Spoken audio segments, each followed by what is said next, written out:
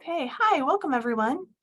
Welcome to St. Louis County Library's virtual program Spring into Reading. I'm Sarah. I'm an adult services specialist for Readers Advisory, which is like matching books to readers. So I'm really excited to be here tonight to talk about sort of reinvigorating your love of reading and discovering some new books using library resources. So before we get into the meat of the program, I just want to draw your attention to a few of the features of our Zoom environment this evening. So tonight's program is in a webinar format, which means your camera and microphone are not active, so no one can see or hear you. If you are having trouble hearing or seeing me, we suggest that you turn up the volume on your device, or you leave the webinar, move a little bit closer to your Wi-Fi router and rejoin, and that usually helps out a little bit. So I do have the chat enabled, so you can click on the little icon that looks like a speech bubble with the word chat underneath it, and a box will pop up, and you can type questions in there for me. Those will go only to me. No one else will see them. I can't see the chat and the slides very well at the same time, so I have a lot to cover tonight, so I will be answering questions at the end. We'll have a Q&A session at the end, but you can put your questions in there anytime you like, and I'll kind of get to them at the end, or at least at the end of each section of the program. I also do have the captions enabled. If you would like to see, hide, or change the font size on the captions, you can do that using the CC icon in your Zoom menu bar. Okay, so yeah, let's get into it. So tonight we will be learning some tips to break reader's block and to get out of reader's rut. So that'll be the first section. We will then explore some library resources to discover new books. And then at the end, I have a few books that, to talk about. Those books and the resources some of the resources we're going to talk about tonight are on a handout that I did send out to everyone that registered before, say, 1 o'clock today. So if you want to follow along, that PDF should be in your email. If it's not, no worries. I am recording this session, and I will send a follow-up email when the recording is available on our YouTube channel. And the handout will be attached to that email as well. Okay. So let's talk about reader's block and reading slumps.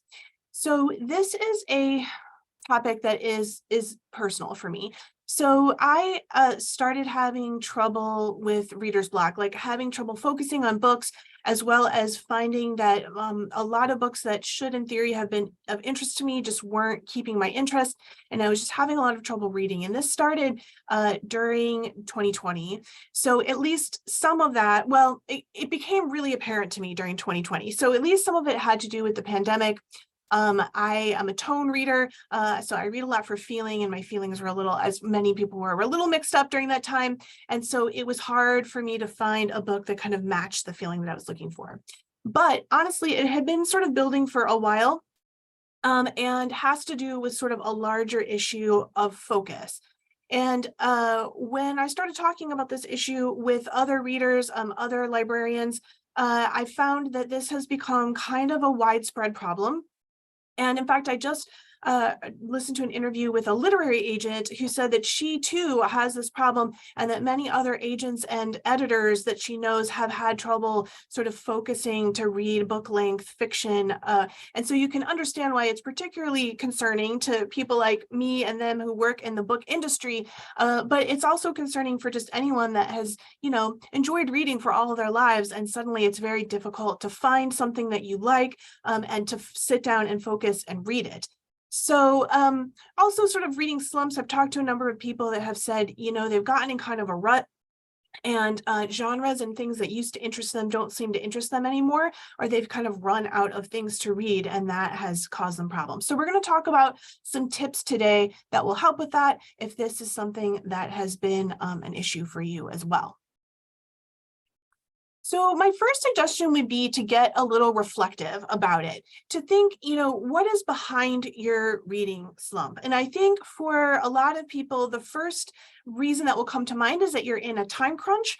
Although I and we're all busy, so that it's very possible that your life is super busy and you just don't have time to read. But I would think about it in terms of focus. Is it really that you don't have time to read, or that the limited leisure time you do have, you're wanting to spend it on things that require a lot less focus? So something just to consider for yourself. Could also be changing reading tastes. Maybe your reading tastes have changed, and therefore places that you used to find books just aren't doing it for you. It could be guilt around what you feel you should be reading. And we're gonna address this later. There should be no shoulds in reading. So if you're feeling guilt around that, we'll talk about how to get rid of that. Like I said, difficulty focusing.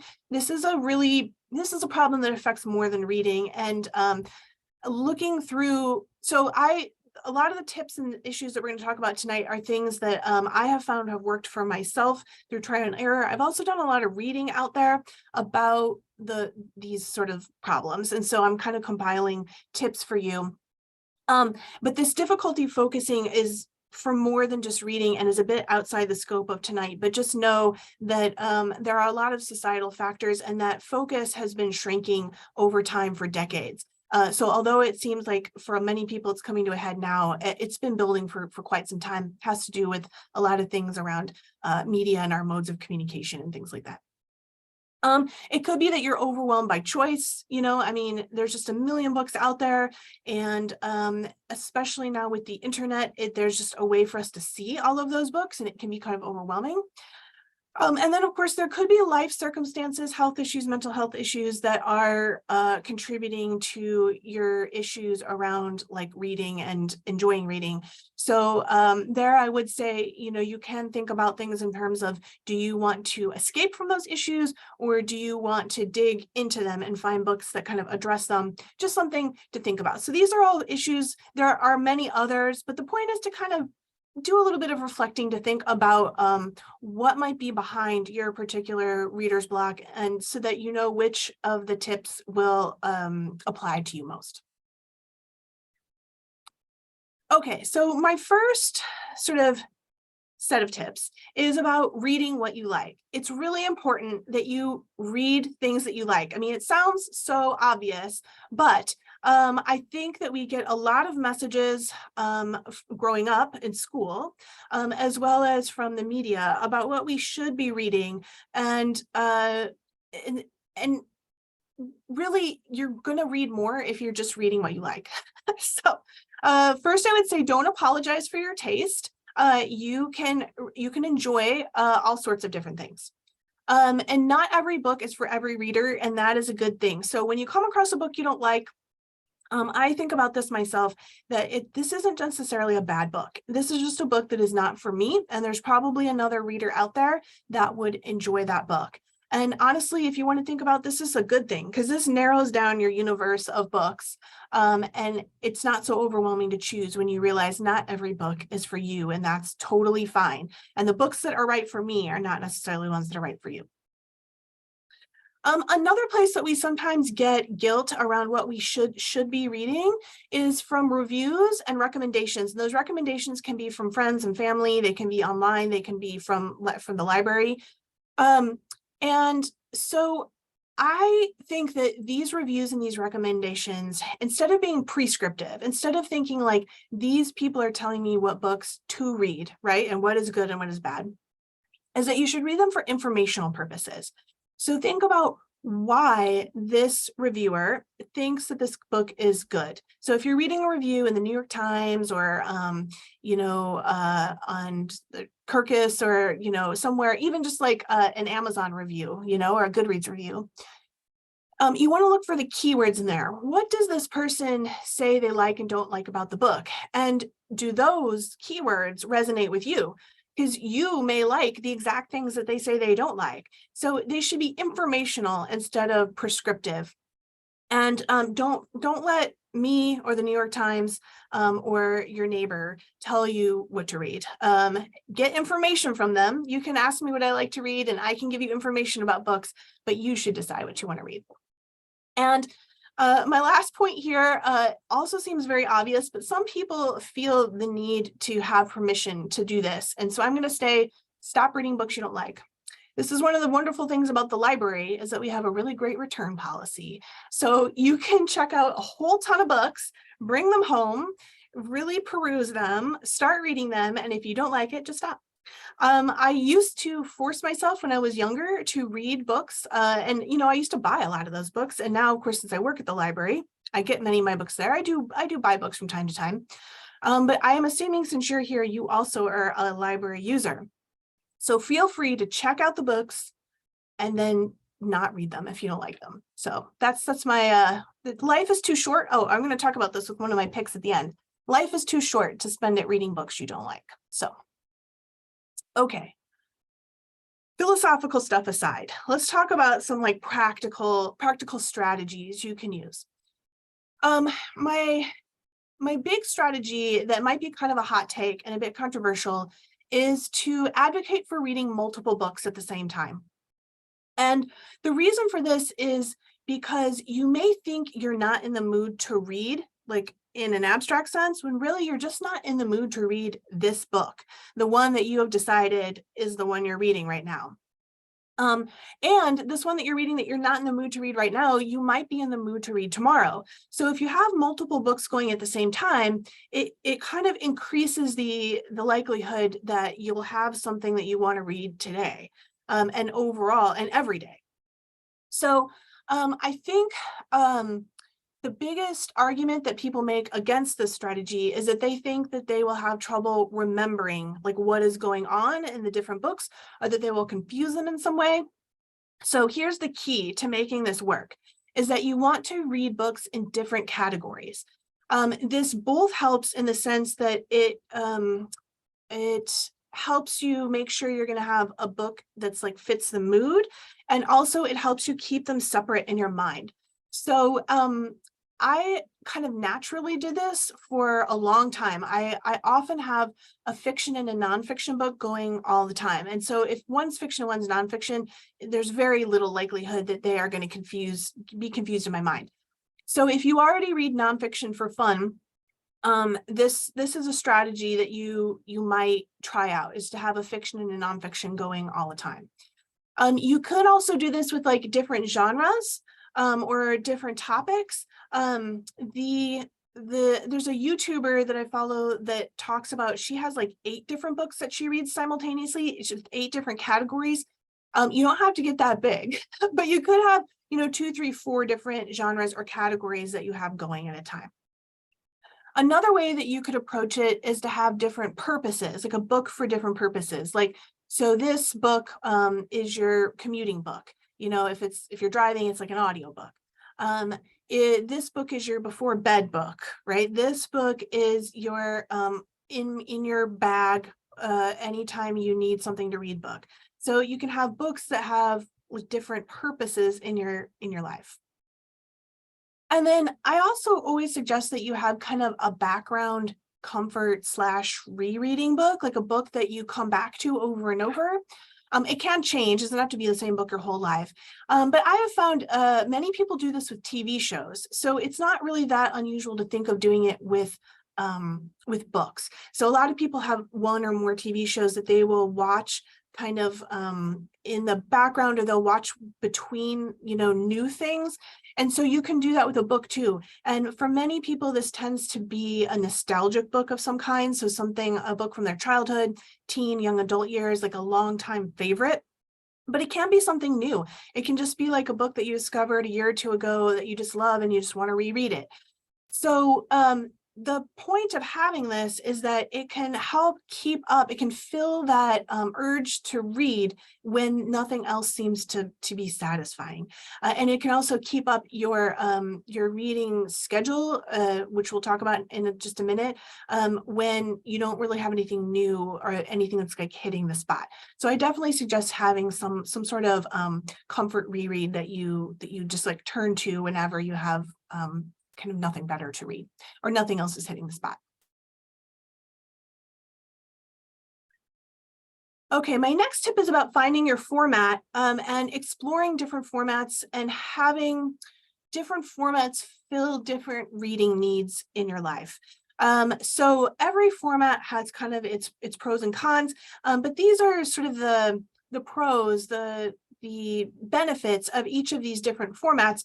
So if you generally read in just one format, you might, and you're having kind of a slump or you're having difficulty reading, think about switching up your format as a way of reigniting things, because you might find that a different format actually makes it easier for you to focus.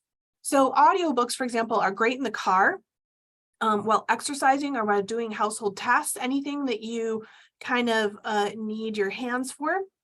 You can also speed up or slow down the narration, which is really cool.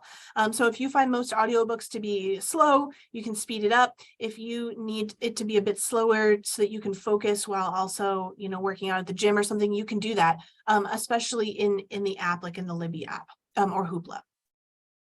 Ebooks are great because they allow you to have multiple books in your pocket, right? So if, like we just talked about, having multiple books that you're reading, if you're reading ebooks, they're all on your phone or they're all on your e-reader and you can just toggle between them. So that is a really nice thing about it. Like they're all there for you. And another great thing about ebooks is that you can turn any book into large print. You can change the font size. It's possible. I'm also getting up there, and I've noticed I have to get things like right in that right spot for me to be able to see them. That if you're having trouble focusing while reading with your eyes, it might be that you need to increase the font size. So ebooks can turn anything into large print. And then, of course, print books are great because they are convenient in locations that ebooks aren't, right? Like in full sunlight, in places that you don't want to put a device into danger. You can like throw your book in your beach bag or your pool bag and not worry about it in the same way if you threw a tablet in there. And of course, they never need to be charged. So they're always ready for you to read them. And then my final little sub tip in this section is something that has been very useful to me, and that is to listen and in an audiobook format and read with my eyes in print format at the same time. This was a technique I used to really build my focus back up for reading. I don't have to use it very much anymore, but I relied on this technique for over a year. I would listen to the book and read it with my eyes at the same time. I could also increase the speed if I did it that way. So I could read at double speed if I was listening and like watching at the same time, like reading with my eyes. So if you are having trouble, because for me, the audio and the print worked my focus from two different directions, and it was harder for me to break my attention. So if you have not tried this, it might sound a little weird. And it is a little sometimes difficult to get the audio and the print, or the audio and the ebook at the same time if it's like a newer popular book. But if you haven't tried this technique and you're having trouble focusing, just humor me and try it out. And you can even email me and let me know what you think of it. But I found it very useful for building my focus back up for reading. Okay, so let's talk a little bit about goals and challenges. These can be a double-edged sword. So reading goals are like when you say, I want to read so many books in a certain amount of time, like per month or in a year or something like that. Challenges are more like when you're reading books off a specific list of titles that someone has made, or you have like a theme or a genre per month that you're supposed to focus on. And these can be helpful if you are an externally motivated person. If you like checking things off a list, this can be very motivating for you. It can also help you, challenges especially, can help you get out of your genre comfort zone and discover new things. So if you feel like you've been in a rut and you've kind of narrowed your reading too closely and you're now kind of stale, these sorts of challenges can be really helpful. However, they don't work for everyone. So if they don't work for you, don't feel like you're a bad reader. They can lead to guilt or feelings like reading is a chore. So let's say, you're supposed to read in a different genre every month and it's Mystery March, and you just don't like mysteries, or you're just not in the mood for mysteries, but you feel like you're supposed to. So you got this mystery out of the library and it's like sitting there on your bedside table or in your handbag, and you're not letting yourself read anything else because you feel like you have to read this book. That's not helpful, right? So remember that like this should be fun and helpful to you and not a chore. Like there's no reading challenge police. So and this isn't true for everyone, but there are a subset of people for whom these sorts of challenges turn reading from something fun into something like a chore. The other difficulty with these, especially with reading goals, is that it can lead to comparison with other readers. This happens a lot at the end of the year when people start posting their Goodreads like goals and like whether they met them, how many books they read in a year.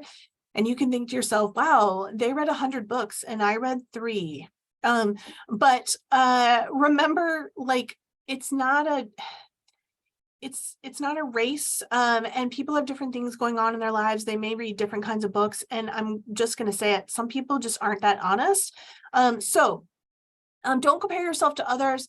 The vast majority of Americans don't read at all. So if you read 1 or 2 or 3 books in a year, you're already like reading more than the average adult does in the United States. So don't compare yourself to others. Any kind of reading, if you enjoyed it and it was meaningful to you, then that was a win. Okay. So let's talk a little bit about making time to read. Like I said, sometimes it's not really that you don't have the time, although we're all busy, so it can be true. But I think for some people, not having the time just means you are uncomfortable spending the time you do have on reading, and you're prioritizing something else. And you want to think to yourself, do you really want to prioritize that other thing, or do you want to prioritize reading? So if you want to make more time to read, these are a couple of tips. One is that you can make a routine of reading, and you can read at lunch, before bed, etc. And I bet back, if you were a reader at some point, this is something that you used to do, and for some reason you got out of it. So think about finding that time that you can build this into your schedule. Another tip is to read together with your family. And I'm using the word family broadly. So this could look like you reading to a child or having a child read to you. It could also be, reading aloud with your spouse, with your roommates, or it could be reading silently together, just reading silently, companionably in the living room. And maybe you have a routine that you do this once a week, or you do this for a certain, like 15 minutes a day at a certain time of day. I used to be a substitute teacher in a school district that had a sustained silent reading. So for 10 minutes of every school day, during a certain period of the day, the bell would ring and everyone in the school, including teachers, administrators, everyone, had to read silently for 10 minutes. So you could do something like this with your family, your roommates, etc. Another great way to make time for reading is to join a book club. This is a social activity combined with reading, and it gives you a little bit of accountability. Not that you have to finish the book to go to book club, but do know there will be spoilers if you don't. But it can give you a little bit of accountability. We do have a ton of book discussion groups at the library. So if you want to join one, there's at least one at every branch, and we have a variety of online book clubs, and I'm going to talk about the one I run at the end.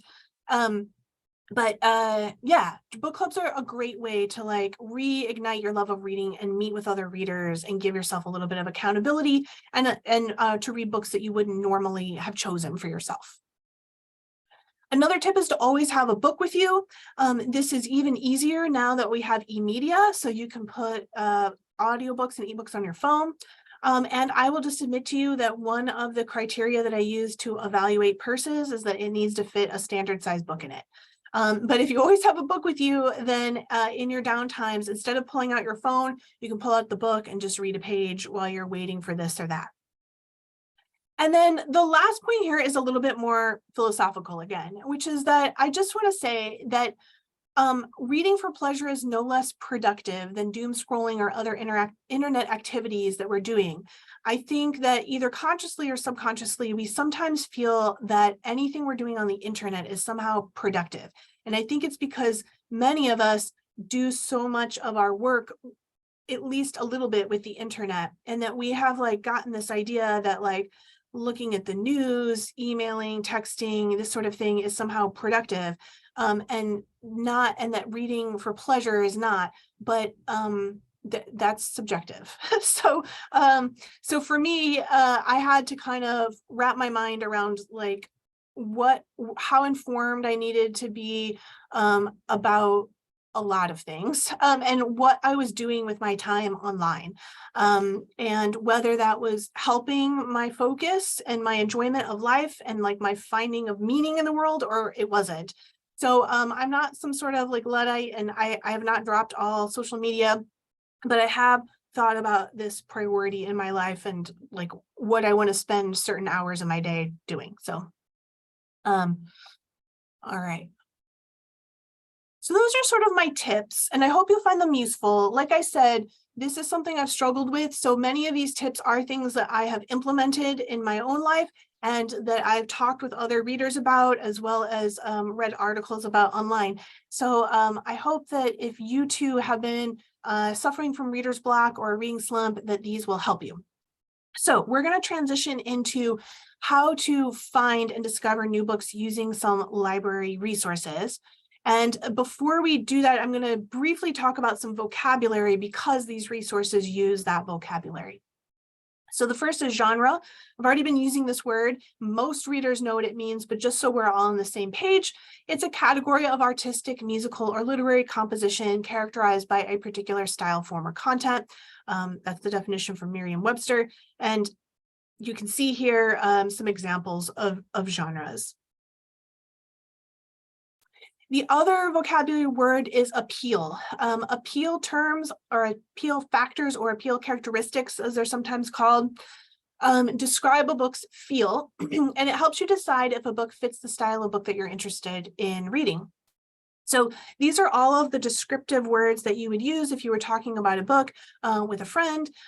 These are also the kinds of words that you pull out of those reviews, like if you were reading a New York Times review or a review in, Good Housekeeping or something like that. Those words that like fast-paced, humorous, character-based, like these sorts of terms. And then the last little vocabulary word is read-alike.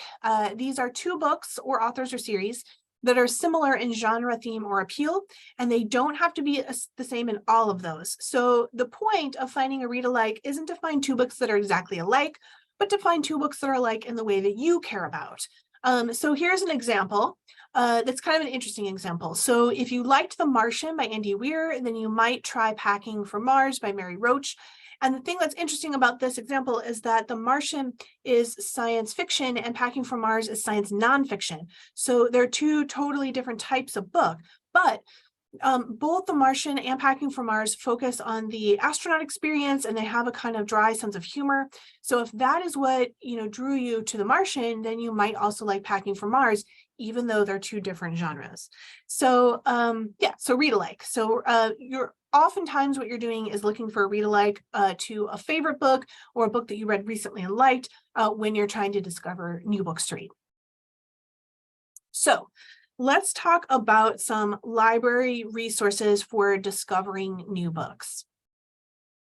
So the first place we're going to go is to the library's website, particularly to the Reader's Corner section of the website. It is under the Books, e-Media, and More tab, and there are a lot of great resources there. But we're particularly going to look at the Reader's Assistance page and the Library Aware newsletters, which are on the left sidebar. And so I'll show you those in just a second. So I'm going to switch over to the library's homepage. So here we are on the library's homepage. So under this Books, e-Media, and More tab, if you hover over it with your cursor, a blue drop-down menu appears, and in the center corner is the section called Reader's Corner. And there's a lot of cool things there. Remember, I said you could join a library book group. This is where you can click on it and see what's all coming up for you. But we're going to click on the Reader's Assistance page.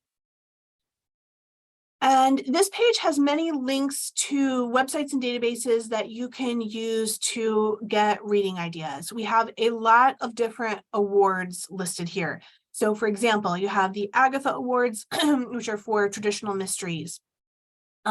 We have some websites for like readers like Book Reporter and Goodreads, Lit Lovers, and let me go down to reading group guides and reading group choices. These are websites for book groups. They have book group resources.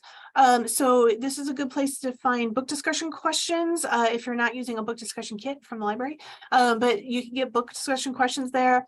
And also you can get reading ideas, you know, so I think especially between awards and book club sites, you're going to find a lot of really great ideas.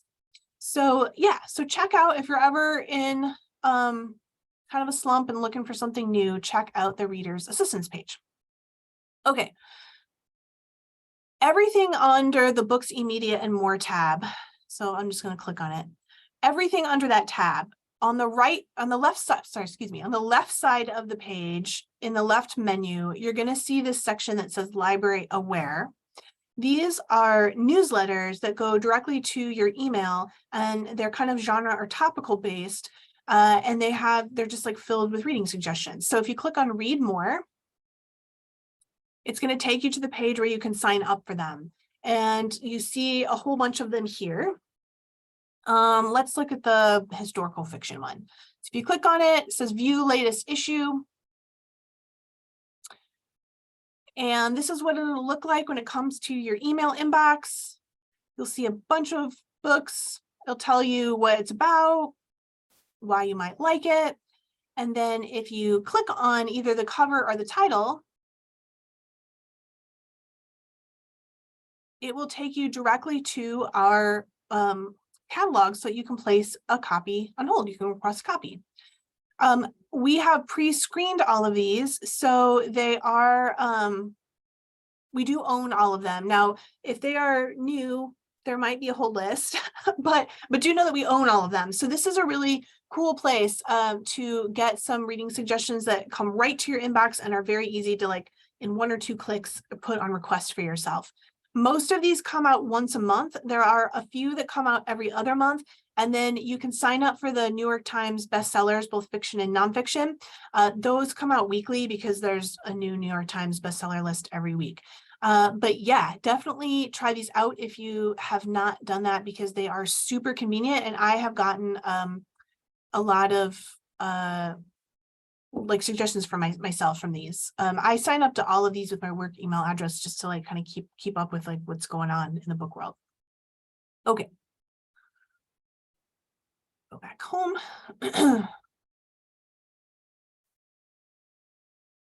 All right, any questions about the Reader's Assistance page or the Library Aware newsletters before I move on?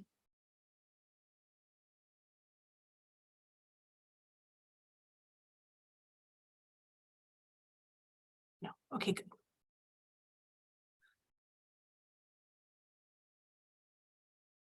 Okay, so the next thing I'm going to show you is Novelist Plus. Novelist is a reader's advisory database. So it's a database just designed for helping you find books that you will like. It is very powerful. We're not going to go into all of the, let me look at the time. Yeah, I don't think we're going to be able to get into all of its features today, but I want to show you some basic features. I'm going to show you how to find it and some basic features so that you can explore it more yourself. So you can find it on the Reader's Assistance page where I just showed you, or you can also find it under the Research tab. So in just a second, I'm going to show you how to find it under the Research tab so you can see where it is in both places. And we're at a minimum going to look at the recommended reads lists, and we're going to do a quick Readalikes search so you can see how that function works. So go back to our homepage. So if you're on the library's homepage, remember I said that you can find it under the Books, eMedia, and More, and then the Reader's Assistance page. Or you can also find it under the Research tab by going to Resources A to Z, going to N, and then scrolling down until you find Novelist. So as you can see, I like to do it on the Reader's Assistance page. I think it's one less click, but it is here as well. So I'm going to open it up. I like to open it up in a new tab because it does time out after a while. Now, because I am currently on library property, it's opening for me right away. If you are accessing this at home, you will need to have your library card handy because like with all of our databases, when you access them from home, you have to sign in with your library card and PIN. But as long as you have that handy, you should be able to access this from home. So the first thing I want to talk about are these recommended reads lists on the left-hand side of the page. So these are genre and topical based lists that the Readers Advisory librarians at Novelist have put together. This content does change out from time to time, so there is often new things on these lists. You can see they have it for fiction and nonfiction, and then they have it separated out by adult, teen, tweens, and then young children.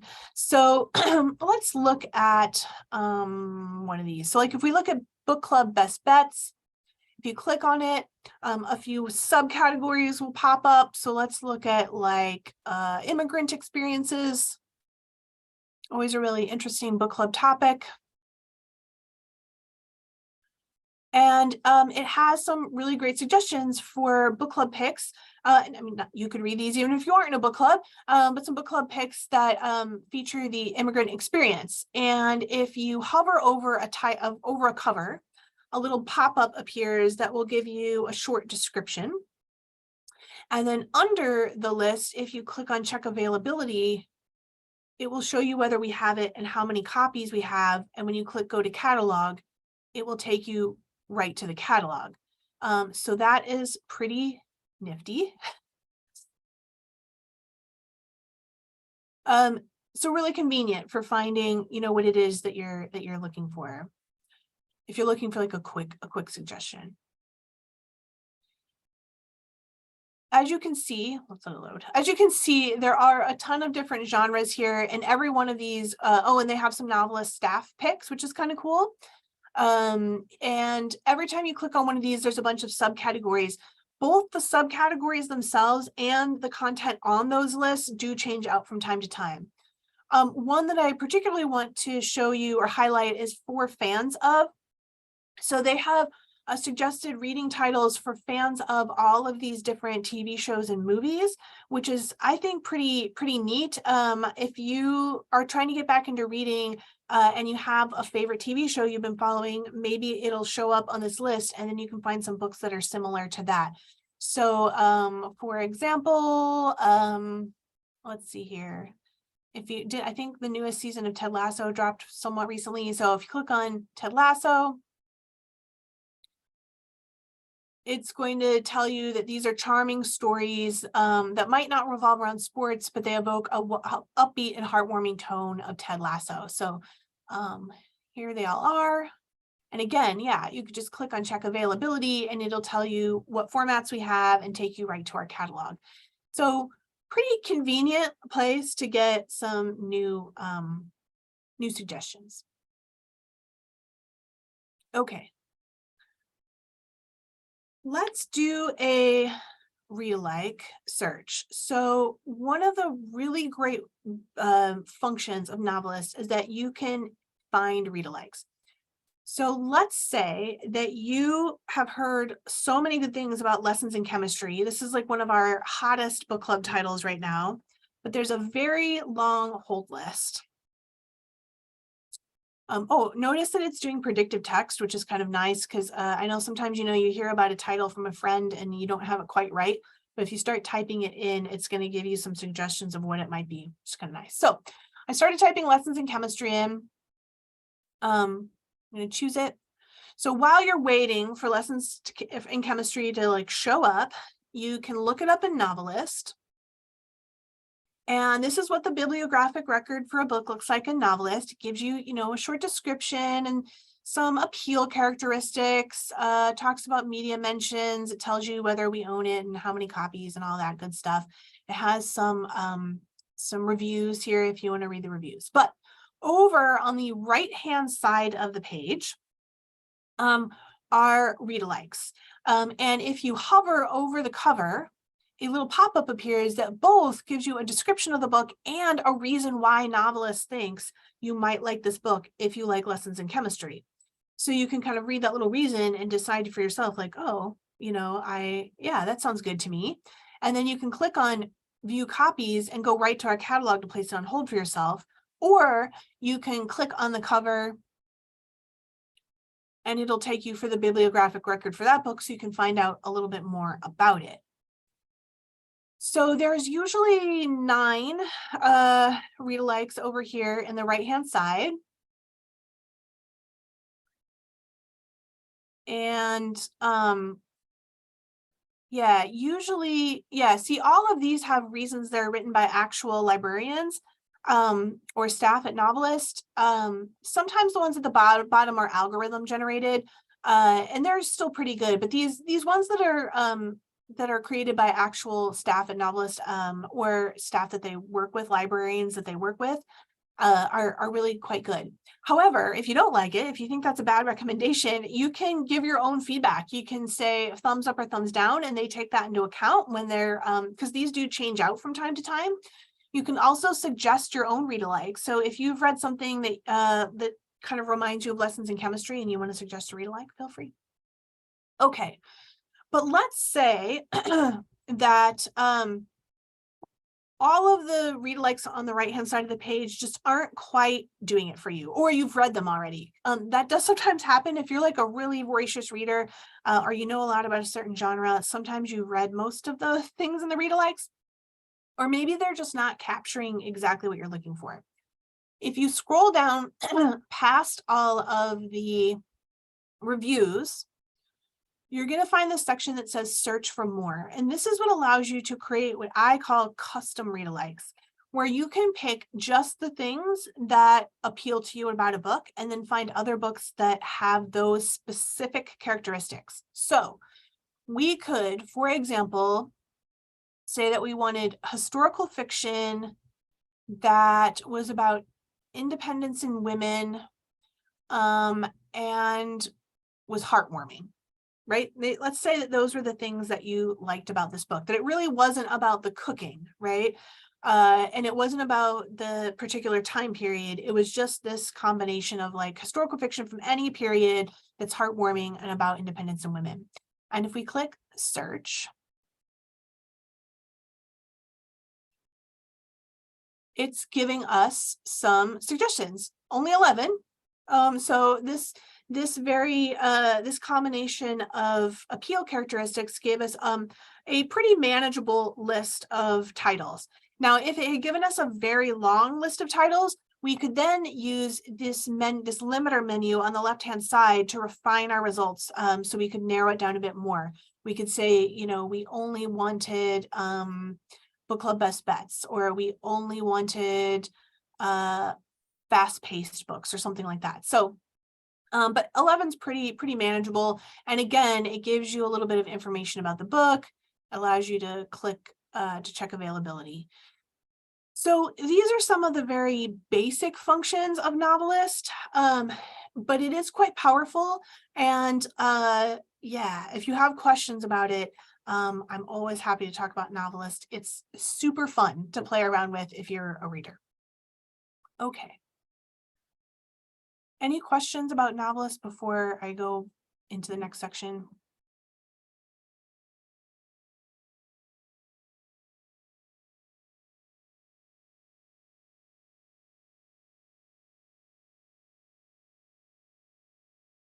Okay, it doesn't look like it. So I'm going to move on. But if you have questions, feel free to put them in the chat and I can always answer them at the end. Okay.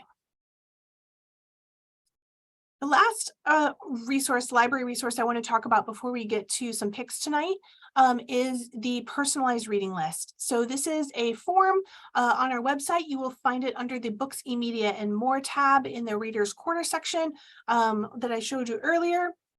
And it's a form that you fill out. You tell us what you like and what you don't like and submit it.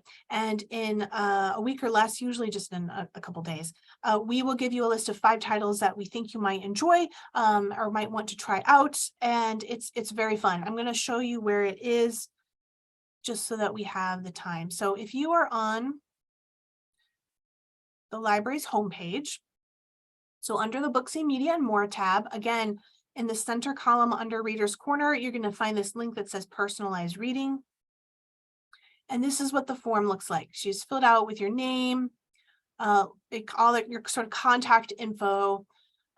We ask whether you've used the service before, because we do actually keep the suggestions we've given to you, as well as any feedback you've given to us, and on file. And then whenever you use the service again and again and again, we refer back to that, so that we're making sure that we're not giving you the same books twice, and we're taking your feedback into account. So it gets more and more personalized the more often that you use the service. You can tell us if there's certain formats you're interested in. And then we ask you a couple of open-ended questions about books you've liked or not liked, and what your current reading mood is like. And then you just submit it. And like I said, we send you a list of 5 titles. So it's a very fun service to try out. Oh, okay. Let's see here. So it's a very fun service. Sorry, I'm looking at the chat. It's a very fun service to try out. It's one of the more enjoyable parts of my job, is doing personalized reading lists. So I hope that you all will try it out. Okay. Okay, one person is asking about how to find Novelist again. So if you are on the library's homepage, my favorite place to find it is by going to Books, E-Media, and More, and then Reader's Assistance, which is in this center column under the Reader's Corner. And then these links are all in alphabetical order. So you can scroll down to N for Novelist Plus. And our lovely reference department has created a little video tutorial about it. So if you would like to get a bit more into the nitty-gritty details of how it works and some of its power uses, that little video tutorial is nice. Excuse me. But yeah, here it is. You just open it up. And again, like I said, if you are accessing this database from home, you will need to have your library card and PIN handy. Oh, one tip for you about having your library card handy is that if you use the SLCL mobile app, it does have your barcode in there. You can click on the show barcode inside the mobile app, and it's like you always have your barcode with you, which is kind of nice. All right, let's see here. Oh, good. You're very welcome. Yeah, glad you could find it. Okay. So let's go back and talk about a few books before we close out for today. So I'm going to have 5 books to talk about for you. A few of them I've already talked about before in library book talks like this, although not recently, so in the past. So I'm kind of hoping that if you didn't check out those books then, this will be an impetus to try them out. But all 5 of them are kind of related to our topic today, and I'll kind of talk about why I think these are good picks given the topic that we've discussed tonight. So my first pick is 4,000 Weeks, Time Management for Mortals by Oliver Burkeman. Burkeman is a writer who focuses on psychology and has had a long-running column in the Guardian newspaper in England. He is a self-described former productivity geek, but he now contends that almost all modern productivity systems are flawed on a really deep level, and they're never going to allow us to have the control over our lives that we are seeking. He talks about how clearing your email inbox really only encourages people to send you more email, and your side hustle is always going to be stressful, especially if it becomes successful.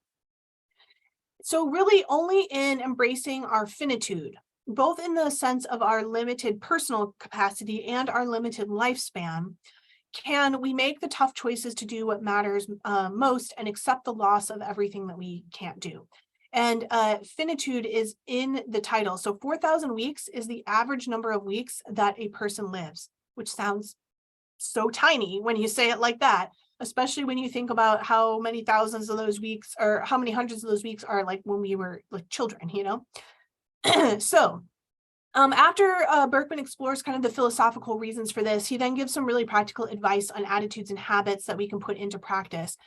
Because he says, quote, "Mortality makes it impossible to ignore the absurdity of solely living for the future," end quote.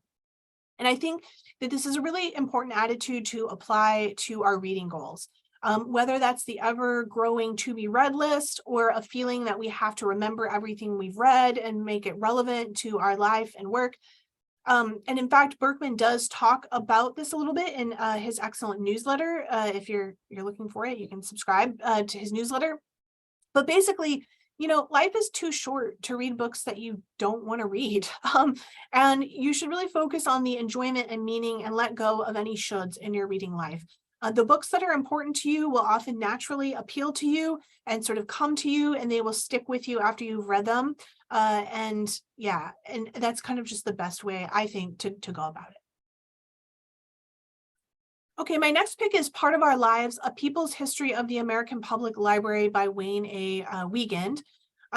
Wiegand is a professor emeritus at Florida State University's School of Information. And in this book, he focuses on the history of public libraries from a patron perspective. In the excuse me, in the early years of public libraries, like in the mid 1800s, there was a somewhat paternalistic emphasis on improving the masses, and not like self-improvement from yourself, but like the ideas of elites that ran the libraries and ran government wanted to improve sort of the behavior of the masses, and libraries were part of that scheme. At that time, many libraries did not carry fiction, and those that did still prioritize nonfiction. They also often had closed stacks where you could not browse yourself.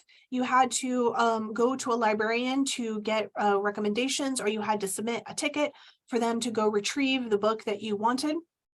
And they often had low checkout limits, sometimes just 1 or 2 books at a time that you could have. But Wiegand chronicles how libraries evolved over time to be centered on the needs and interests of their communities, and how pleasure reading, and reading fiction in particular, became the heart of this mission. And you can see that reflected in libraries today and in programs like this one. He also talks about the importance of libraries as physical gathering spaces for the community. And he maintains that both of these things contribute to the enriching of our communities and building empathy and connection with others in our world. He does talk about the struggles with censorship and discrimination of minorities that libraries have both participated in historically and fought against over the years. So the book doesn't shy away from the difficult parts. But this people's history of the library demonstrates that the importance of reading in libraries, and hopefully would be a good pick to inspire you out of your reading rut. Okay, so my next pick is The Boy, the Mole, the Fox, and the Hound by Charlie Mackesy. This is a great one to help you experiment with format. So it comes in both print and audio, and they both have their charms. And it actually recently became an animated short that's available on Apple TV if you have that. But Mackesy is a British illustrator whose work featuring these 4 titular characters has appeared in magazines and art galleries. And now many of his most popular pieces, along with a bunch of new illustrations, have been crafted into this tale about friendship and finding your way home. So in the book, the boy is all alone until he meets the cake-loving mole, who encourages him to look boldly out into the wild. The fox trusts no one until the mole risks his safety to save him. And the wise horse offers advice to the other 3 about self-acceptance, but must learn to cherish his own hidden gift. And along the journey, the 4 friends share many quiet, profound moments. This book has like the feeling of Winnie the Pooh for grown-ups, and is perfect for fans of The Little Prince and other books that seem like they're for children, but really offer very profound truths for adults. And it's not a book with a lot of plot, but instead it creates an aesthetic space for the reader to place themselves in these beautiful landscapes and have emotional insights. The ink and watercolor illustrations are just very lovely, but do know that it's written in sort of hand lettering, as you can see in the title, and that may be difficult for some people to decipher. However, like I said, there is an audio version of this book, and it's read by the author, and it features atmospheric nature sounds and music. And I was really skeptical that an audio version of an art book could work, but I loved this book so much that I bought it for myself, and it makes really relaxing bedtime reading. And, I talked about reading with your eyes and your ears at the same time. You can get this very beautiful full sensory experience by listening to the audio and reading along in print. So I definitely suggest checking out both versions and experiencing them separately or together. And then my next pick is The Library of the Dead by T.L. Huchu. This is another one that's great for experimenting with switching between or combining with print and audio. The author, Huchu, is originally from Zimbabwe and now lives in Edinburgh, Scotland, just like the characters in this contemporary fantasy novel. The main character, Ropa, is a high school dropout who has taken up the family business of ghost talking to help support her grandmother and her little sister. So she takes messages from ghosts, who she very funnily calls deados. It's very cute.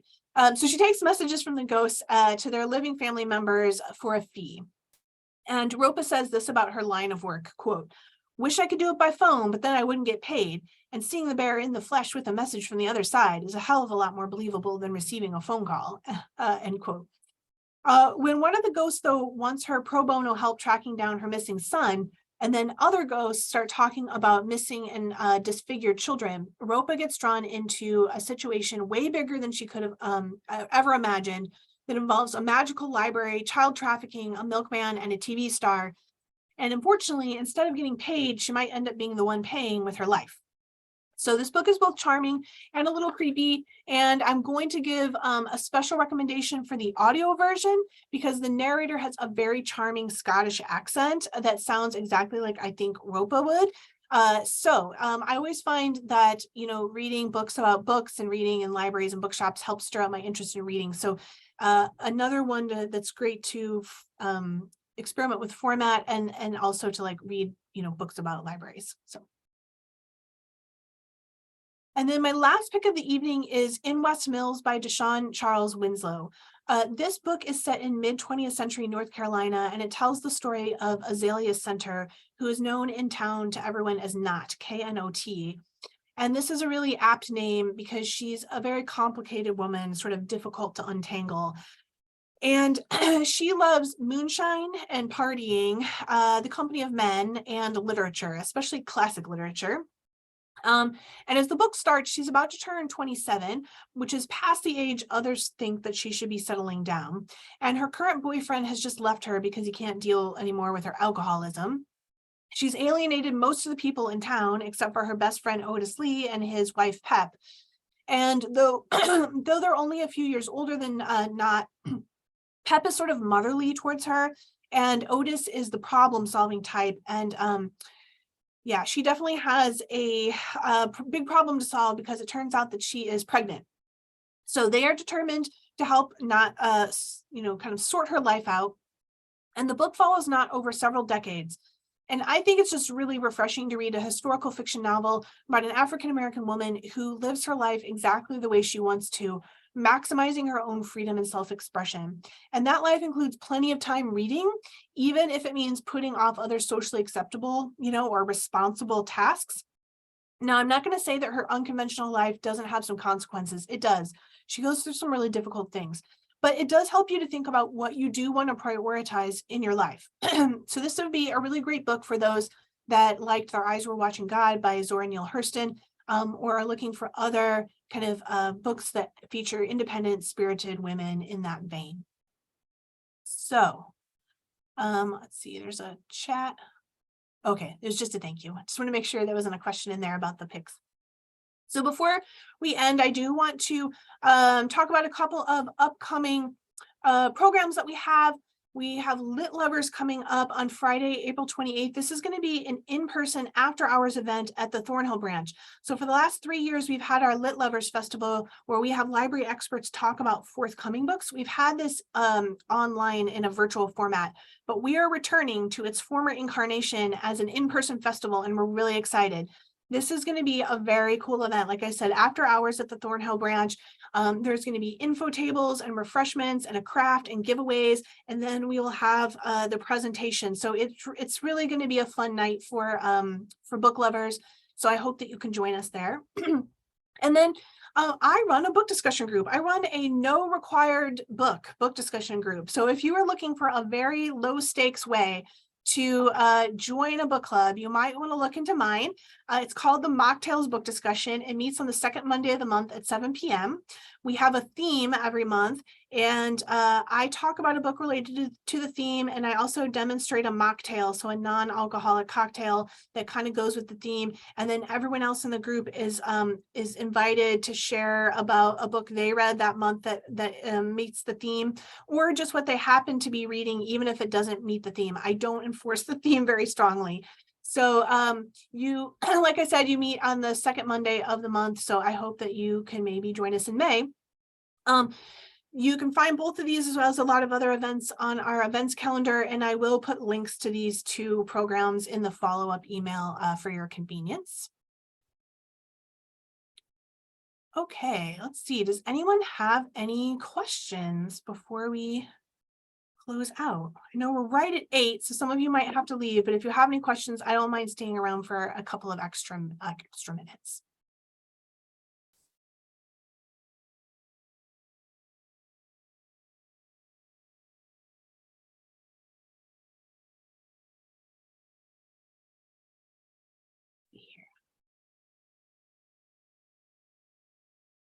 You lots of thank yous, but I don't see any questions. Um, so, but do know that if you do have questions after it's over, you can feel free to email me at readersadvisory@slcl.org. This program has been recorded, so I will post it on YouTube. It's usually up within 3 business days and often a little bit sooner. And I will send out a follow-up email once that link to YouTube is ready. It will have the handout and it will have links to the resources we talked about, as well as the 2 programs of interest. So hopefully I'll get to see you at a couple of those programs. And if there are no other questions, then we will end for tonight. And I hope you all are having a lovely National Poetry Month and that we see you for National Library Week at the end of the month, and that I see you at another virtual event or in-person event soon. Everyone have a lovely evening. Good night.